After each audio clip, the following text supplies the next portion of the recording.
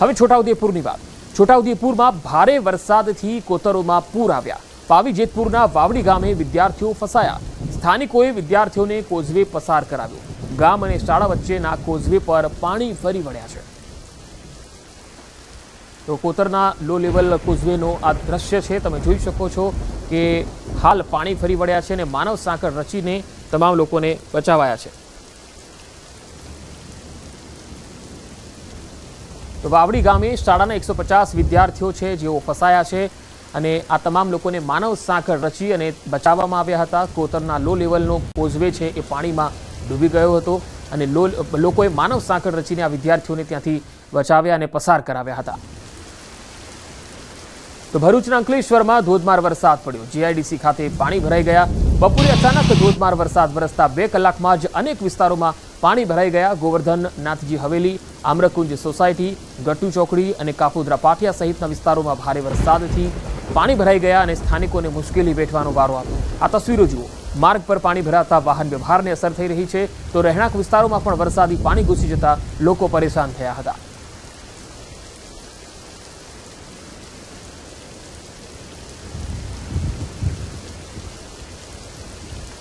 તો સુરત જિલ્લામાં અવિરત ધોધમાર વરસાદ છે. જિલ્લાના માંડવી તાલુકાના બૌધાન ગામેથી નોગામા તરફ જતા માર્ગ પર આવેલ જાબડી ખાડીમાં પૂરની સ્થિતિ જોવા મળી. બૌધાનથી નોગામા જતા જાબડી ખાડીના લો લેવલ બ્રિજ પાણીમાં ગરકાવ થયો.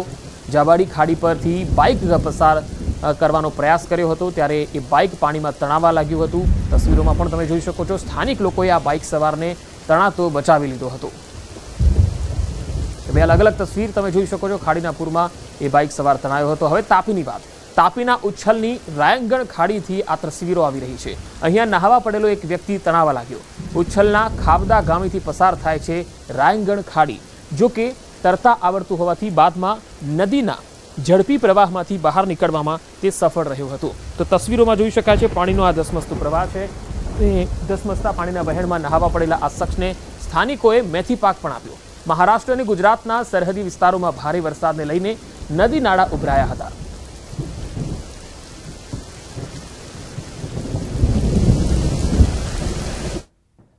સાબરકાંઠાના હિંમતનગરના ગાંભોઈમાં વરસાદ. ગાંભોઈથી ભિલોડા હાઈવે પરનું ડાયવર્ઝન ધોવાયું છે. હાઈવે પર બનાવવામાં આવેલા 2 ડાયવર્ઝન ધોવાયા. ગાંભોઈ પંથકના હુંજ અને બાખોર, રામપુર સહિત ડુંગરનું પાણી વહેતા ડાયવર્ઝન ધોવાઈ ગયું. હિંમતપુર ગામ નજીક નવીન બની રહેલ ઓવરબ્રિજની કામગીરી ચાલી રહી છે. ઓવરબ્રિજની કામગીરીને લઈને તે હાઈવેની બાજુમાં બનાવવામાં આવ્યું હતું ડાયવર્ઝન. આ ધોવાયેલા 2 ડાયવર્ઝન વચ્ચે એક બસ સહિત 5 વાહનો અટવાયા. વાહનોમાં અને બસમાં સવાર 15 જેટલા મુસાફરો પણ અટવાયા. સ્થાનિક લોકોએ જાણ કરતા પોલીસ ઘટના સ્થળે પહોંચી સ્થાનિક મામલતદાર અને પ્રશાસનને જાણકારી અપાઈ. સાબરકાંઠા સહિત જે ઉપરવાસમાં ભારે વરસાદ વરસ્યો હતો અને હિંમતનગરનું જે ગામો છે, ગામોના આસપાસના જે ગ્રામ્ય વિસ્તારો છે, ગ્રામ્ય વિસ્તારમાં ભારે વરસાદ વરસ્યો હતો. હુંજ હોય, બોખર હોય, રામપુર હોય કે સહિતના જે ગ્રામ્ય વિસ્તારો ઉપરાંત જે ડુંગરમાં જે ભારે વરસાદ વરસ્યો, જેના કારણે જે આ ગરનાળું છે, ગરનાળામાંથી ભારે પાણીનો પ્રવાહ નીકળ્યો હતો અને જેના કારણે 2 જગ્યાએ જે ડાયવર્ઝન આપેલા છે, બંને જગ્યાએ ડાયવર્ઝન તૂટ્યા છે. ખાસ કરીને ગાંભોઈથી ભિલોડા જતો જે સ્ટેટ હાઈવે છે, સ્ટેટ હાઈવે ઉપર જે 2 જગ્યાએ 200 મીટરના અંતરે ડાયવર્ઝન તૂટી ગયા છે, જેના કારણે વાહનો વચ્ચે જ ફસાઈ ચૂક્યા છે. એક બસ સહિત બીજા 7 થી 8 વાહનો છે. તો આ ઉપરાંત 20 જેટલા વધુ મુસાફરો જે અહીંયા ફસાયા છે. સ્થાનિકો દ્વારા તેમને ફૂડ પેકેટ આપવામાં આવ્યા હતા, પરંતુ જે છેલ્લા 1.5-2 કલાકથી જે ફસાયેલા છે તેમની બચાવ કામગીરી હજુ સુધી કરવામાં આવી નથી. ખાસ કરીને પોલીસ દ્વારા અહીંયા જે રોડ છે તે કોર્ડન કરી દીધું છે. કોઈ આ પ્રવાહમાં ઘૂસે નહીં તે માટેની પણ કાળજી લેવામાં આવી છે, પરંતુ જે સ્થાનિક પ્રશાસનને જાણ કરવામાં આવી છે હજી સુધી પણ કોઈ આવ્યું નથી. ખાસ કરીને તમામ મુસાફરો એક જ રાહ જોઈએ છે કે ક્યારે કોઈ ટીમ આવે અને તેમનો બચાવ કરાવે.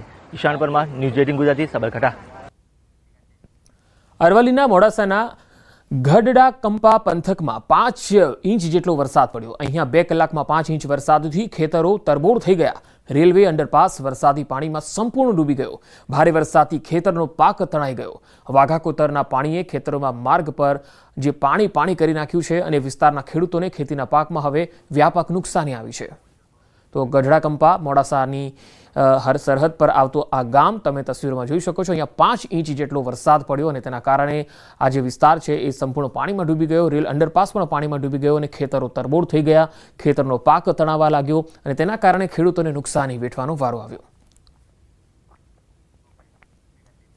તો અરવલ્લીના મોડાસાના ગ્રામ્ય પંથકમાં ભારે વરસાદ, સરડોઈમાં ડુંગરના પાણી ગામના રસ્તા પર ફરી વળ્યા. વરસાદી પાણીનું રૌદ્ર સ્વરૂપ જોવા મળ્યું. ધોધમાર વરસાદથી ગામના રસ્તા નદીમાં ફેરવાઈ ગયા. ટિંટોઈ વિસ્તારમાં પણ વરસાદી માહોલ જોવા મળ્યો.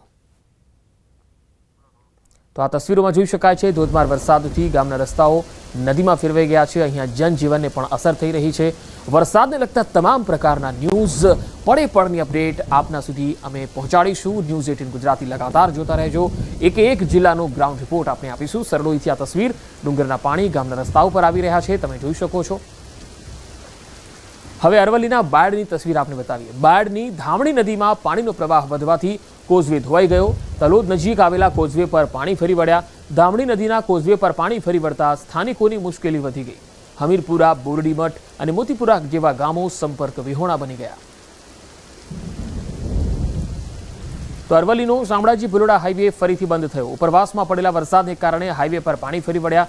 ડોડીસરા ડાયવર્ઝન પર વરસાદના પાણી ફરી વળતા વાહન વ્યવહારને અસર થઈ. રસ્તો બંધ થતા અંબાજી જતા પદયાત્રીઓ અટવાઈ ગયા. સંતરામપુર, દાહોદ સહિત જિલ્લાના પદયાત્રીઓ અટવાયા હતા. તો અરવલ્લીથી આ તસવીરો આવી રહી છે, તમે જોઈ શકો છો કે પાણીનો જે ધસમસતો પ્રવાહ વહી રહ્યો છે, તેના કારણે એક ગામથી બીજા છેડે જવા માટે લોકો અટવાઈ ગયા હતા. શામળાજી ભિલોડા હાઈવે ફરી એકવાર બંધ કરવાની ફરજ પડી હતી. ડોડીસરા ડાયવર્ઝન છે, જેના ઉપર પાણી ફરી વળ્યું હતું અને લોકોના ટોળા અહીંયા જોવા મળ્યા હતા. અમારા ગામમાં 3 જગ્યા વાંઘા પડે છે. 1 વર્ષથી આ કોન્ટ્રાક્ટરનું કામ ચાલુ છે, પણ પુલ બનાવવાનું પણ આજ સુધીનું હજી પુલિયું બન્યું નથી. અને અંબાજીના જતા ટુરિસ્ટો માટે અવર જવાનો રસ્તો બન્યો નથી. તો આ સરકારને આ કામગીરી બહુ ઢીલી છે. કંઈ ડાયવર્ઝન આપેલું પણ એમાં કોઈ પુલિયાની કોઈ વ્યવસ્થા નથી અને પાણીનો પ્રવાહ વધી જવાથી